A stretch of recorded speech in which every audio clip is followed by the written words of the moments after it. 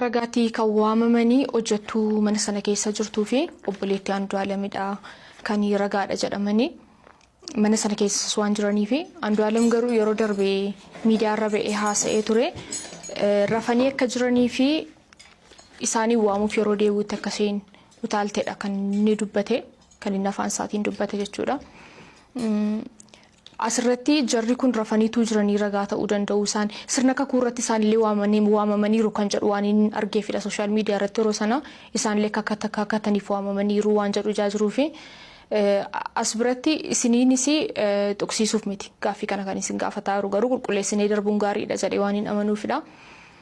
Namoonni rafanii turan suni ka'anii dhimma sanarratti dhufanii kakuudhaaf sirna kakuu guutanii sana kakachuu danda'u turanii isa jedhutu nu deebistanii kan biraan immoo obbo Addunyaan egaa nama dhalli jalaatii boqotedha. Akkuma isin jettan isaan aarii qabaachuu danda'u inuma qabaachuu danda'u osoo hin taane ibsa miidiyaa waamtanii irraa hafanii jettanii yeroo walaattan garuu uummata biratti gam tokkoon wanta akka uummanni isaanitti duuluuf gootan fakkaatee mul'ateera. Isin abbootiin gadaa jechuudha. Isaan irratti akka uummanni duuluu fi itti yaadamee wanta godhame isaan beellama waan hafaniif akkasitti waan godhame fakkaatee mul'ateera. Siinsa kana maal jettu? Obboleettii Andu'aalamii fi hojjettu wanni dubbanne wanni wajjin dubbanne wanti qoranne ni jira. Kuni amma waadaadha miidiyaatti hin himamu. Maaliif hin himamne seeti? Boroo dubbiin tun waan deebituuf waadaan kun hin cabu. Dabbasaa takka nama biratti haaddatan. Takka dhokatanii taaddatan. Kuni waadaadha. Qorannoo Andu'aalamii fi qorannoo obboleettii Andu'aalamii fi hojjettuu Andu'aalam irraa arganne kuni waan miidiyaa irratti dubbatamuu miti. Waan abbaan gadaa kana jennee dubbannuu miti. Gaafa garuu abbaan gadaa kana qabatee gaafa immoo dubbiin tun deebite gaafa nama sirna kanatti galee dhugaasaa gumaasaa fudhatuudhaa dhiyaate gaafa sin dubbatamti. Tun gaafa sin dubbatamti jechuu barbaadeetu. Tabiraa hawaasni akka itti duulu irratti labsitan qoqqobbiin irratti darbamee jira nama kana. Irratti darbamee jira. Maaliif? Kama kalee Oromoo waliin bulte. Kama kalee gadaa waliin bulte. Kun qoqqobbiin irratti darbamee jira. Maaliif?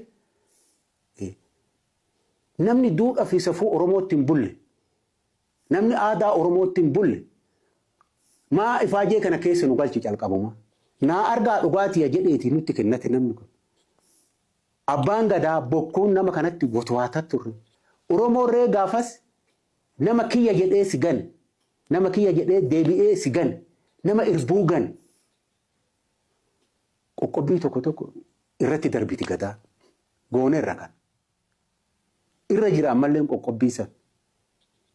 Hamma gaaddisa Oromoo tanatti deebi'ee ta Oromoon itti bultee bulfatte tanatti hamma deebi'utti qoqqobbiin sun irraan ka'u.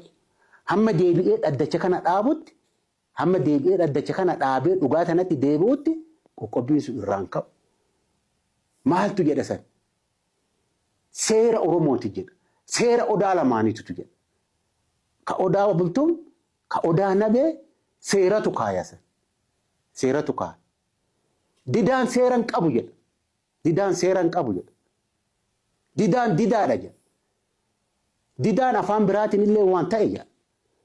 Dhaala gartee nama didaa waan kana sirni gadaa Oromoo hin kaaya. Darbee maatii isaatirrallee hin kaaya. Maatii isaatirrallee. Amma isarra kaawwamee jira. Kanaan booda adeemsi jiru waan gurguddootu isa eeggata jechuudha. Kanaafuu addunyaan gara sirna Oromoon sirna Oromoon itti bulee bulfatu kun har'a nu ittiin hojjenne malee har'a nu yeroo bira nu fiddeeti ittiin hojjenne malee kan kalee Oromoon ittiin hojjetaa ture. Kan kalee Oromoon itti bulchaa ture. Kan kalee Oromoon itti bulfataa ture. Har'a baatuun du'a Qananiitii fi Andu'aalam irratti baate hin jirtu. Egaa dhumarratti wanti sooshaal miidiyaa irra naanna'aa ture abbootiin gadaa eebbisanii gara hojii keetti deebi'ii kan gaaddisanuu irraa jiksee maatii qananiiti jedhanii turanii jedhanii bakka kanatti gaaddisaa jiksanuu malee dhugaan ba'ee himamee yookaan immoo haqni akkana jedhamee murtaa'ee hin jiru. Bakka haqni murtoofne kanatti aartiin egaa namoota achi turre jedhanii barreessanidha kan yeroo sana gabaasaa ture. Aartiin nama kakee dhabuu hin qabdu jedhanii abbootiin gadaa eebbisanii barreeffama jedhu hedduutu raabsamaa ture yeroo sanatti. Bakka dhugaan hin baanetti aartiin lubbuu caalaa marartii abbaa gadaa akkamittiin eebbisuu yookaan akkana ta'e jedhee gaaddis kun jiguun akkuma jirutti ta'e akkana ta'e jedhamee murtoon hin kennamne yookaan gumaan hin baane yookaan lakkii wanti kun akkas miti jedhamee furmaanni bakka hin kennamnetti eebba kanaa akkamitti abbaa gadaan eebbisaa. Lubbuun namaa gara miciirra noo dabarte shakkii yoo qabaatte warqii waaqi lubbuun nama. Abbaan gadaa immoo haa argatu dubbii haa dhabu hanga dhumaatitti carraaquutu isarra jira malee waan gadaan jette jedhee warratee qoqqobbii faarratti darbee gara ofii deeffatu yaala malee haaloo gadoo qabatee gara tokko hin goru. Hin goru abbaan gadaa. Qawwa argate san bicha irratti hundaa'a malee dubbii argate san bicha irratti hundaa'a malee gara tokko hin goru. Argatus dhabus abbaan gadaa haalos gados hin qabatu. Nuti Andaalami bilisa hin goonu. Akka sirna gadaatitti bilisa hin goonu. Gara hojii keetiittis deebii hin jenneennu. Hin jenneennu ganaadha dubbii. Maal ta'ama kan jedhutu ganaa laalama. Gaabbee namni kun deebi'uu mala. Dubbiin ooltee bulteeti kan namaa iftu. Ooltee bulteeti sirni gadaa kun kan si ifaa deemu. Deebi'uu hin danda'a namni kun.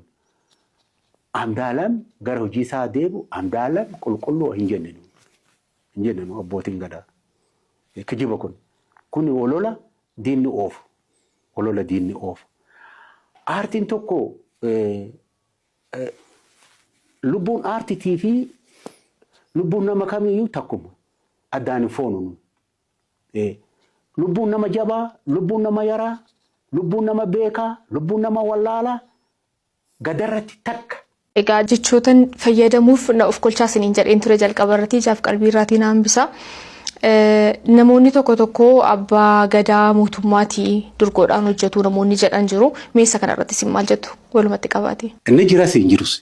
Warri amma sirna gadaa gatee araddaa jalaatirra naanna'u jilan godhu Oromoota waliin argu rakkina gadaa keessa jirtu rakkina hawaasaa achitti furu rakkina hawaasaa araddaa jalaatitti furu warri kanan beekne ni jiru. Bakka gadaan laafte san jiru jechaadha warri kun.